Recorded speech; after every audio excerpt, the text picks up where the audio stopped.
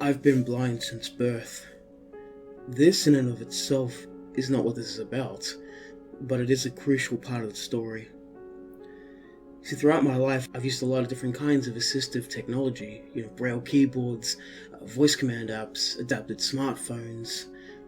Recently, I tried human echolocation for the very first time in my life. For those of you who don't know what this is, it's a technique emulating that of how bats find their prey in the dark. By making clicking noises with your mouth, you're able to hear the sound bounce off objects it hits, and in a way, see where the objects are. A friend of mine, I'll just call her Jay, had seen a couple of videos about it on YouTube, and asked me if I'd ever tried it. I told her I hadn't, though I'd heard of it.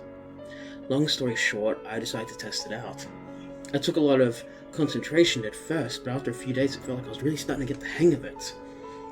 The next time I met Jay, she sounded excited and congratulated me when I told her that I was doing really well. Practice makes perfect, and I was able to avoid any major obstacles without much trouble. We went to a park and Jay asked me to demonstrate what I could see around us with my current abilities. I laughed and told her that I'm not exactly Daredevil, but I'll give it a go.